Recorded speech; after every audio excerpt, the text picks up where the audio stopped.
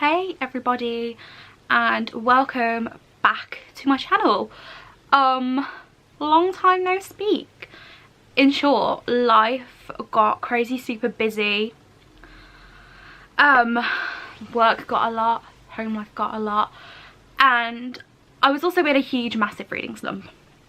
So I've really been struggling to read recently, and I'm only just getting back into the general swing of reading and things like that. But today I thought I would share with you what I have been reading over the last couple of months, etc, etc. I have 4 books to talk to you about here. So the first book that I read fairly recently was Smoke Gets in Your Eyes and Other Lessons from the Crematorium by Caitlin Doherty. This is essentially a memoir written by Caitlin about her time working in the crematorium and in the funeral industry. If you don't already know, Caitlin is actually a YouTuber, and she makes like videos about the funeral industry, about death, very, very morbid things. However, I really enjoyed this. I thought that it was exceptionally written. I really enjoyed Caitlin's writing style because it was sophisticated but simple to read, and that's kind of one of the things I look for in a non-fiction read, that it is a sophisticated language and it's putting across complex arguments, but it's doing it in a really simplistic way that's really easy to read, because when I read non-fiction books, I read them for pleasure. This followed Caitlin right up until she, well, starts with her kind of getting the job at the crematorium, and right up until the point that she wants to study at mortuary school, and she actually makes the move to completely transform her career into becoming a mortician.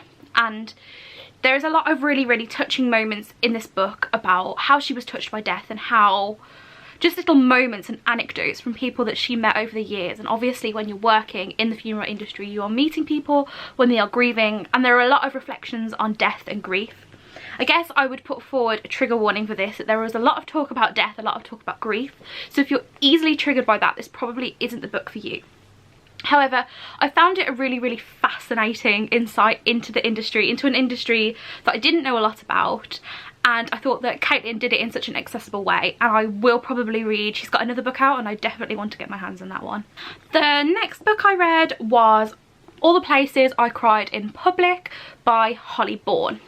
This follows a young girl called Amelie, and she moves from Manchester to a town down south, and she meets a boy called Reese.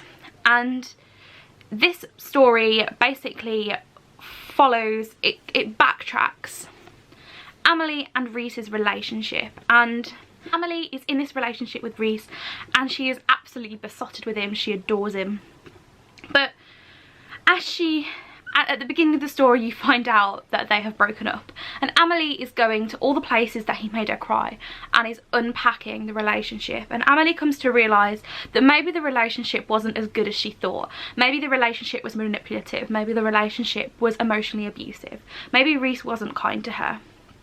This book has a load of really hard-hitting topics.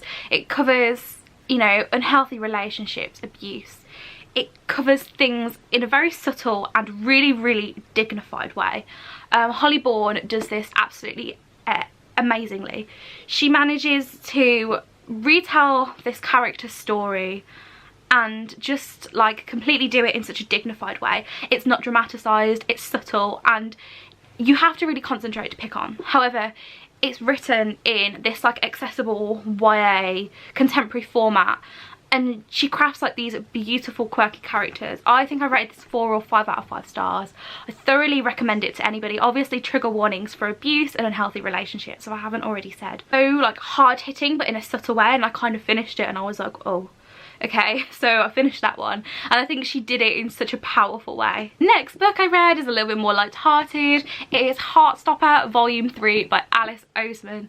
This is third book in a graphic novel series. This follows the story of 2 boys in a British high school who throughout the course of the story have been coming out and coming to terms with their sexuality and engaging in a relationship.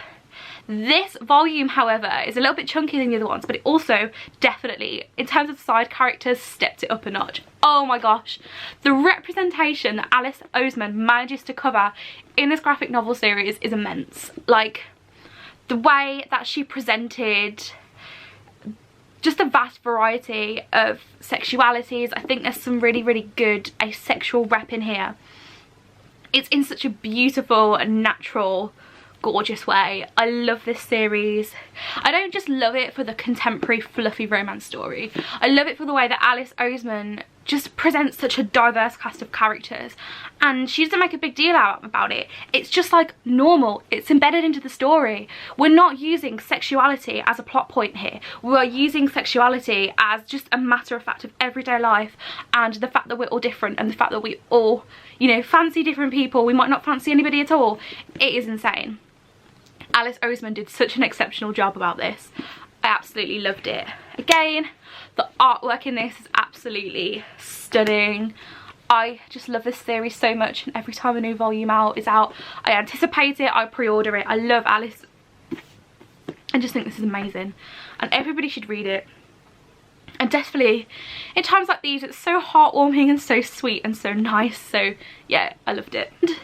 The final book I actually read this weekend and is The Flatshare by Beth O'Leary. Again, I guess there are some trigger warnings in this for an abusive relationship, for quite critical illness. So this follows the story of Tiffany and Leon, and Leon puts out, well, Leon's girlfriend puts out an advert in a paper to say bed share for sale. No, bed share for rent. £350 a month. I work nights and you can sleep in the bed in the night and I will sleep in it in the day. So they are literally sharing a bed. And Tiffy and Leon, at most of the story, never meet. They are exchanging notes. They are sort of having this like obscure relationship where they both live in the same flat and never live with each other. And because it is a contemporary romance story, they fall in love. However, for me, this was far more than just a romance story. This was a story that covered hard-hitting topics, again, of abuse, because Tiffy has a really abusive and quite stalkerish ex-boyfriend, and he is very, very unkind to her. And there is also an interwoven element of the story with Leon's brother, which I won't spoil for you. But this book, for me, really took me by surprise. I went into it expecting a fluffy romance book, which was definitely what I got to some extent. However, I got like a story with contemporary issues interwoven into it, with characters that felt a lot realer than what I expected it to. It was a really, really pleasant surprise, really quite addictive to read. It's written from the perspective of Tiffy and Leon, so you get kind of that dual perspective, which I really, really liked, because neither voice in the book was silenced. It wasn't like a one-sided perspective. And it was really nice to see how Tiffy and Leon's relationship kind of grew into this like lovely, beautiful, healthy, romantic relationship, even amongst all the stuff that's going on alongside it. This book was super, super sweet. I really enjoyed it, and it really took me by surprise. I think I rated it 4 out of 5 stars. I'm not typically a romance reader, I keep saying this, however, I really enjoyed it. So those are all the books that I have been reading recently.